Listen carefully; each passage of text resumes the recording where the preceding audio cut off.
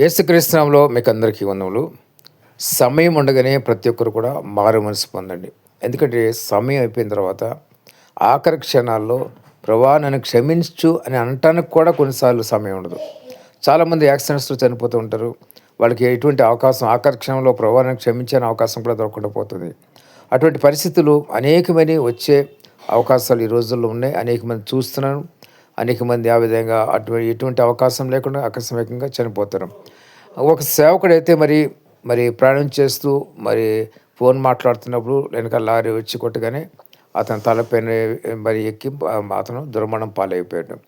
చూడండి, అంటే సేవకుడైనా సరే అప్పటికప్పుడు ఆన్ ది స్పాట్ పరలోక రాజ్యానికి పైకి వెళ్ళిపోయాడు. సేవకుల్లో కూడా అనేకమైన తప్పులు పొరపాట్లు ఉంటాయి. అందుకని ప్రతి ఒక్కరు కూడా ఎప్పుడు క్షణము దేవుని దగ్గర పశ్చాత్తాపడుతూ పాపాలు దేవుని దగ్గర ఒప్పుకుంటూ విడిచిపెడుతూ ఉండాలి. ఎప్పుడు కూడా మురికి అంటుకోకూడదు. పాపపు మాలిన్యం మురికి హృదయాలకు అంటుకోకుండా చూసుకుంటూ ఉండాలి. పరిశుద్ధంగా పవిత్రంగా ఉంటే రాకడ వచ్చినా పిలుపు వచ్చినా దేవుని దగ్గరికి వెళ్ళగలుగుతారు. లేని పక్షంలో యుగయుగములు నిత్య నరకాగ్నిలో కాలిపోవాల్సిందే.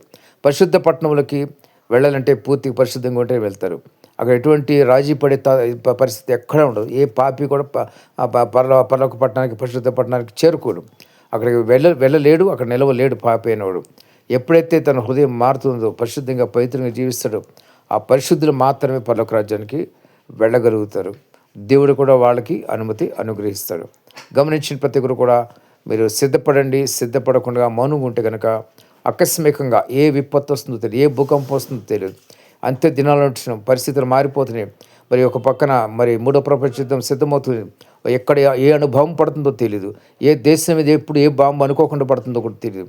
అటువంటి పరిస్థితులు అకస్మాత్తుగా ఏది జరిగినా కూడా మీరు అప్పటికప్పుడు పశ్చాత్తాపడే సమయం కూడా ఉండదు. కాబట్టి మీరు పరిశుద్ధంగా పవిత్రంగా సిద్ధపడి ఉంటే నిత్యము యుగయుగములు దేవుని రాజ్యంలో ఉంటారు. లేనిడలా నిత్యము నరకాగ్నికి వెళ్ళిపోవాల్సిందే. దేవుడి మాటలు దీన్ని ఆశించిన గాక. ఆమేన్.